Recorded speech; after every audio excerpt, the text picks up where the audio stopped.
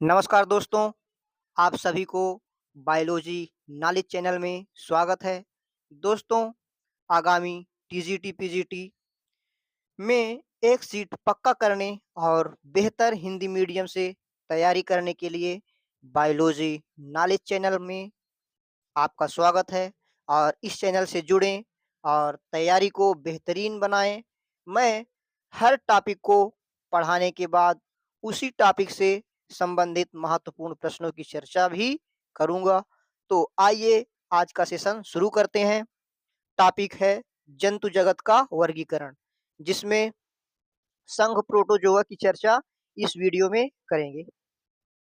जंतु जगत का वर्गीकरण, महत्वपूर्ण शब्दावली, वर्ग की या टैक्सोनॉमी, विज्ञान की वह शाखा जिसमें जीवधारियों की पहचान, नामकरण और वर्गीकरण का अध्ययन किया जाता है, उसे वर्गिकी कहा जाता है।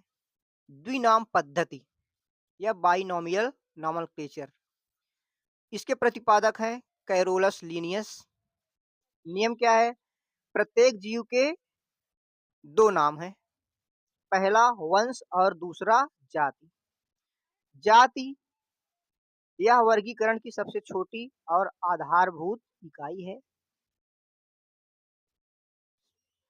2 पॉइंट आकाशेरुकी या नॉन कार्डेट, ये नॉन कार्डेटा। दुनिया के कुल जंतुओं का लगभग 95% या 95% भाग आकशेरुकी है। इनमें पृष्ठरज्जु या नोटोकॉर्ड का अभाव होता है। संघ प्रोटोजोआ या फाइलम प्रोटोजोआ, इसके मुख्य लक्षण। नंबर फर्स्ट, एक कोशिकीय, ये सूक्ष्मदर्शी और एक कोशिका वाले जीव हैं। नंबर टू, आवास, जल, वो चाहे चाहे स्वच्छ जल हो या समुद्री जल, दोनों में निवास करते हैं। नम मिट्टी में या फिर अन्य जीवों में परजीवी के रूप में ये पाए जाते हैं। अगला है पोषण। पोषण ये होलोजोइक, मृतोपजीवी या परजीवी प्रकार का करते हैं। इनका पाचन कहाँ होता है? पाचन कोशिका के अंदर खाद्य धानियों में होता है। गमन, गमन कूटपाद, कसाब या पक्षमाभ द्वारा गति करते हैं। जनन, अलैंगिक जनन द्विविभाजन या मुकुलन द्वारा, और लैंगिक जनन संयुग्मन द्वारा होता है। अब आगे देखते हैं क्लासिफिकेशन या वर्गीकरण। वर्गीकरण, इसको 4 वर्गों में डिवाइड किया गया है। मैस्टिकोफोरा, सार्कोडिना, स्पोरोजोआ और सीलिएटा। अब देख लेते हैं। मैस्टिकोफोरा का गमन अंग है फ्लैजिला और इसके उदाहरण है ट्रिपैनोसोमा जियार्डिया। सार्कोडिना का गमन अंग कूटपाद और इसके उदाहरण है अमीबा, एंटमीबा। स्पोरोजोआ, स्पोरोजोआ में अनुपस्थित होता है गमन अंग और इसके उदाहरण है प्लाज्मोडियम। सीलिएटा, सीलिएटा में गमन अंग सीलिया और इसके उदाहरण है पैरामीशियम वोर्टिसेला। अब देखते हैं एंटमीबा हिस्टोलिटिका के बारे में। एंटमीबा हिस्टोलिटिका की खोज सर्वप्रथम लैम्बल ने 1859 में की थी और इसके रोगजनक स्वभाव का पता सबसे पहले फ्रेडरिक लॉस ने 1875 में लगाया था। प्राप्ति स्थान, यह मनुष्य की बड़ी आंत या कोलन के ऊपरी भाग में पाया जाने वाला अंतः परजीवी है।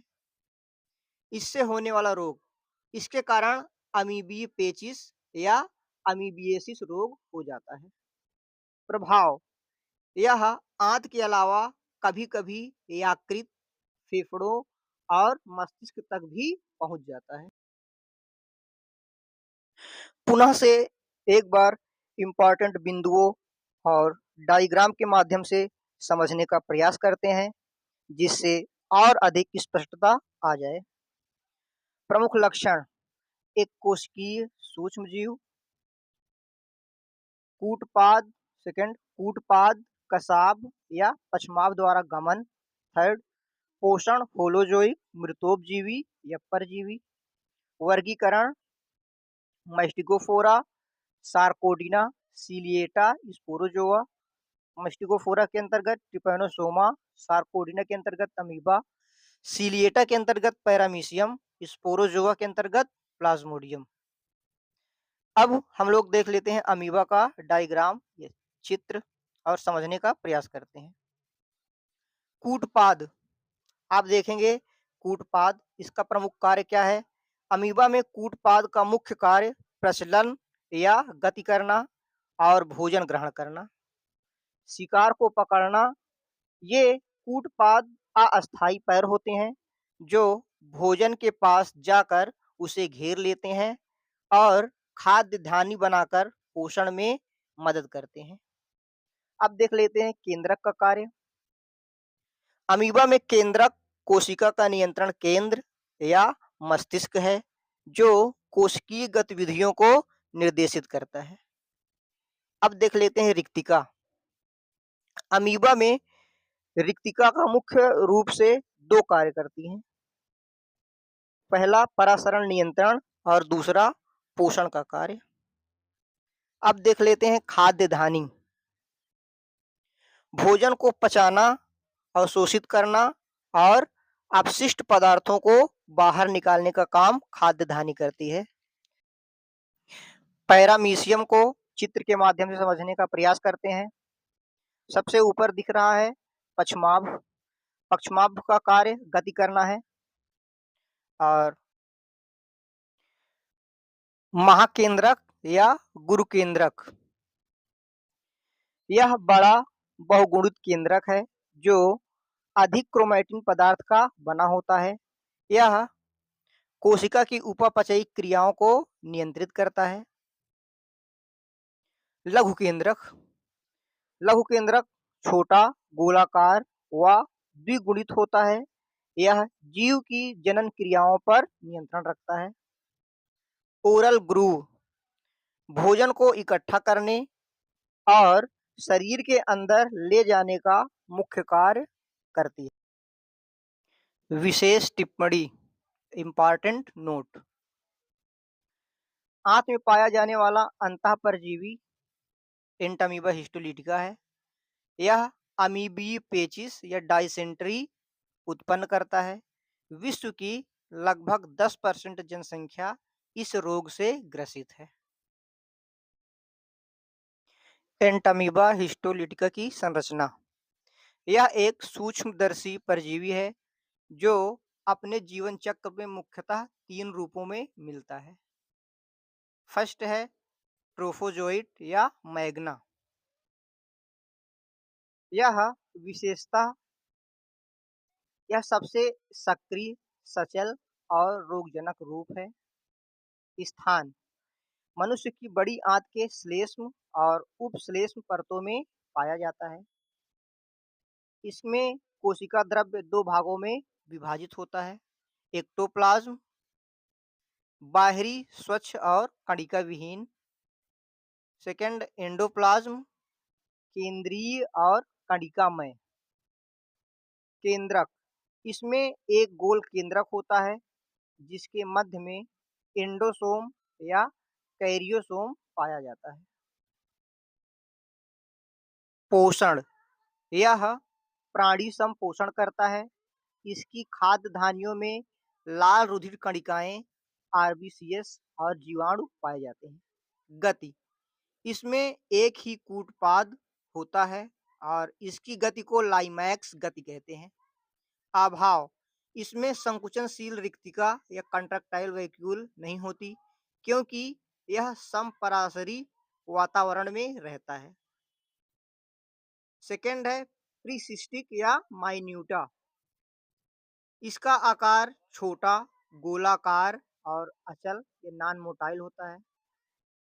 प्राकृति, यह रोग उत्पन्न नहीं करता और भोजन नहीं करता, यानी कि नॉन फीडिंग होता है। स्थान, यह आंत की गुहा या ल्यूमेन में पाया जाता है। इसमें खाद्य धान्यों का अभाव होता है नंबर थर्ड, पुटियाँ या सिस्ट्स। पुटी भवन माइन्यूटा रूप के चारों ओर एक पतली और प्रतिरोधी भित्ति बन जाती है। विकास आरंभ में पुटी एक केंद्र की होती है। सेकंड, विभाजन के बाद यह द्विकेंद्र की बनती है। थर्ड, अंत में यह चतुष्केंद्र की हो जाती है जो संक्रमण के लिए उत्तरदायी है। अब चित्र के माध्यम से एंटामीबा हिस्टोलिटिका की संरचना का अध्ययन करेंगे। ये ट्रोफोजोइट अवस्था है। इसमें देखेंगे एक्टोप्लाज्म, एंडोप्लाज्म पाया जाता है, खाद्यधानी, केंद्रक, एंडोसोम और लाइमेक्स गति एक कूटपाद पाया जाता है। यह सबसे सक्रिय व रोगजनक रूप होता है। प्रीसिस्टिक या माइन्यूटा, इसमें देखेंगे ये गोलाकार होता है, अचल रूप है, अनासनी है और आंत की गुहा में पाया जाता है। फिर यह विकसित होकर के एक केंद्र की पुटी का निर्माण करता है। फिर विकसित होकर द्विकेंद्र की पुटी का निर्माण करता है और पुटी भित्ति बन जाती है और फिर चतुष्केंद्र की पुटी का निर्माण करता है जो कि एक संक्रामक अवस्था है। यह तीन रूपों में मिलता है, ट्रोफोजोइट, माइन्यूटा और सिस्ट। अमीबीय पेचिश उत्पन्न करता है। इसकी संक्रामक अवस्था चतुष्केंद्र की पुटी होती है। एंटामीबा हिस्टोलाइटिका का जीवन चक्र।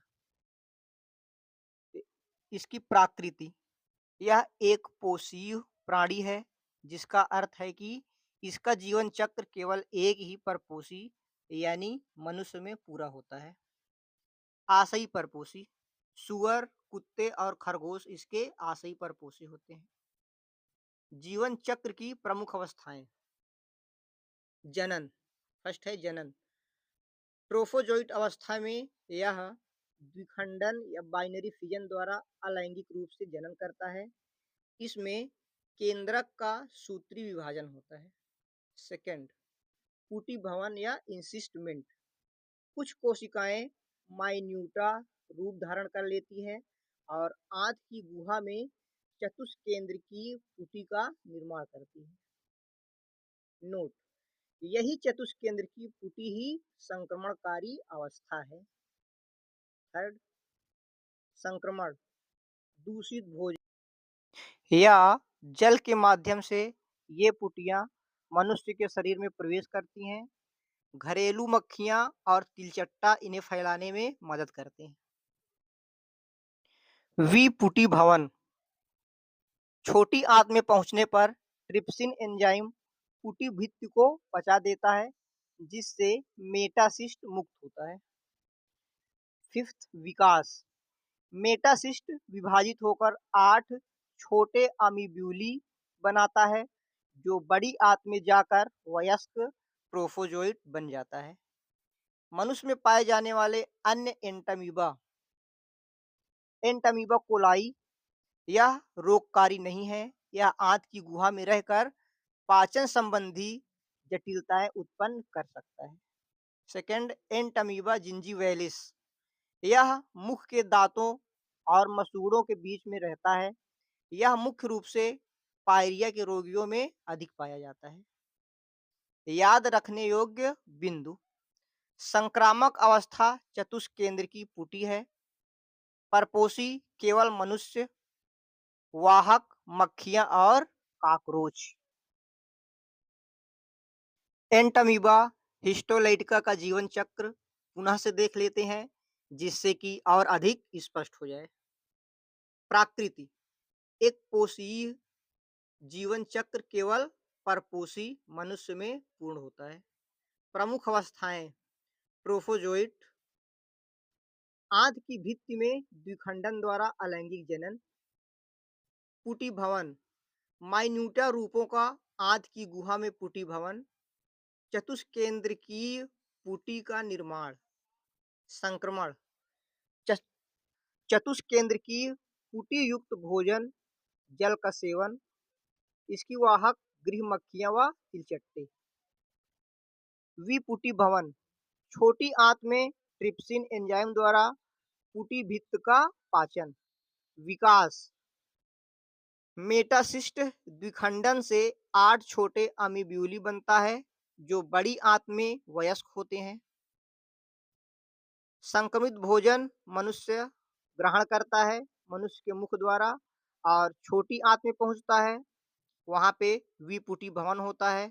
फिर बड़ी आंत में पहुंचता है, वहां ट्रोफोजोइट अवस्थाएं बनती है, और मल के द्वारा पुटी भवन पर्यावरण में मुक्त हो जाता है। मनुष्य में पाए जाने वाले अन्य एंटमीबा, एंटमीबा कोलाई आंत में गैर रोगकारी पाचन जटिलताएं उत्पन्न करता है। एंटमीबा जिंजीवैलिस मुख मसूड़ों में पायरिया से ग्रसित कुटियां नहीं बनाते, चुंबन द्वारा संक्रमण होता है। विशेषण, निवास रोग संक्रमण रूप लक्षण। निवास, एंटमीबा हिस्टोलिटिका बड़ी आंत में पाया जाता है और रोगकारी है, अमीबिएसिस नामक रोग उत्पन्न करता है।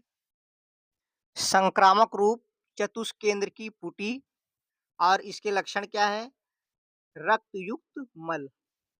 ई कोलाई, यह निवास बड़ी आंत में करता है, यह गैर रोगकारी है, और इसका संक्रामक रूप चतुष्केंद्र की पुटी है।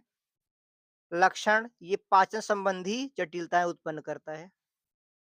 एंटमीबा जिंजीवैलिस, यह मुख और मसूड़े में निवास करता है, यह गैर रोगकारी या सहभोजी है, और सीधे संपर्क के माध्यम से यह संक्रमित करता है, और यह मसूड़ों में सूजन उत्पन्न करता है। सो फ्रेंड्स, आज की वीडियो में बस इतना ही। फिर मिलते हैं अगले वीडियो में इसी टॉपिक के जो महत्वपूर्ण प्रश्न है उसको लेकर के हाजिर होता हूँ। तब तक के लिए नमस्कार।